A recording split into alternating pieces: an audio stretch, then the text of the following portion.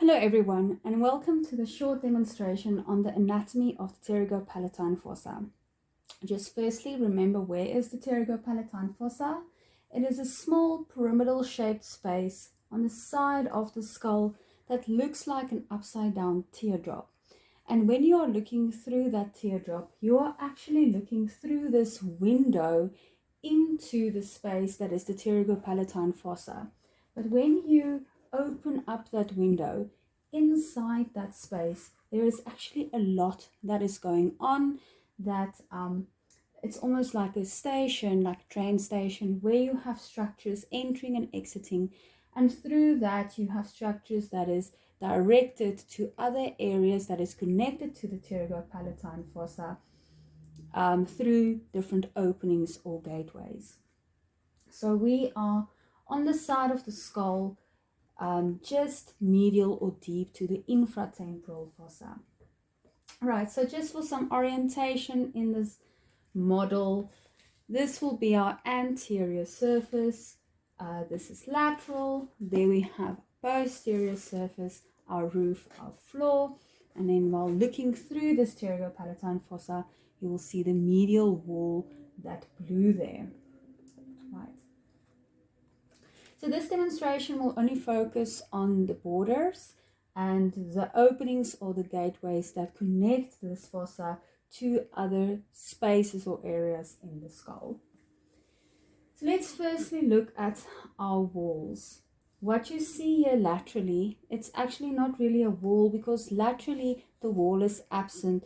The Pterygopalatine fossa just has this window through this V-shaped slit or this fissure called the pterygomaxillary fissure, and that communicates to the infratemporal fossa. So I'm going to remove that just to help you identify and orientate the other walls and spaces of this fossa.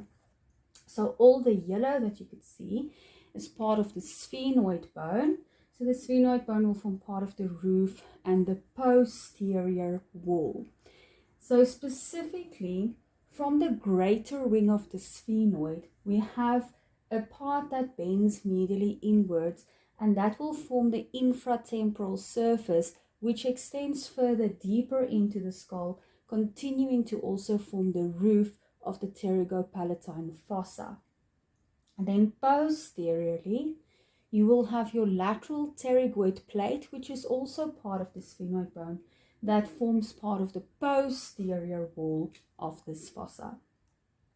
And then medially, the blue that you see there, that is the perpendicular plate of the palatine bone, and that plate extends from the bony palate upwards vertically towards the orbit, and you see this perpendicular plate passing medial as the medial wall of the Pterygopalatine fossa.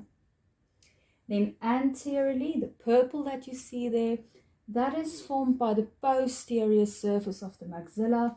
You can also call it the infratemporal surface, because it does from the posterior wall, the anterior wall of the infratemporal fossa, but a bit deeper in this posterior surface of the maxilla also forms the anterior wall of the Pterygopalatine fossa. And then lastly, the floor, which you don't really see through the window because of that V-shaped fissure, but the floor is formed by a small part of the palatine bone as well, the pyramidal process of palatine bone.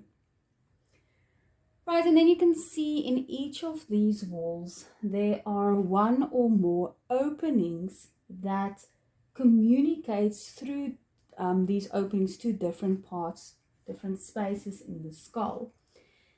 So let's maybe do our anterior one first. Anteriorly, through that anterior wall, we have our inferior orbital fissure that will communicate anteriorly with the orbit. Then medially, what you can see in that medial wall, that opening that you see there, that is known as the sphenopalatine foramen, and that communicates medially towards the nasal cavity.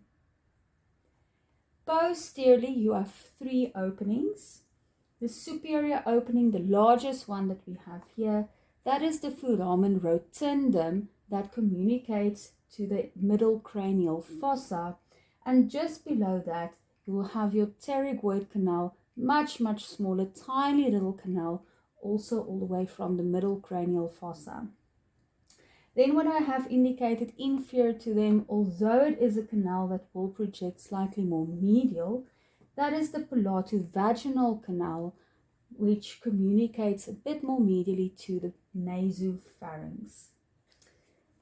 Then through the floor, we have our greater palatine and two lesser palatine foramina or canals that will form long canals that will pass all the way to the oral cavity.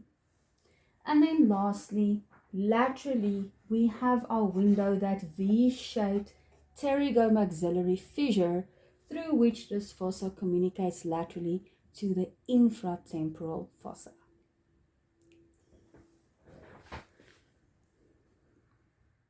This video was partially sponsored by Dirisana Plus, an EU-funded project.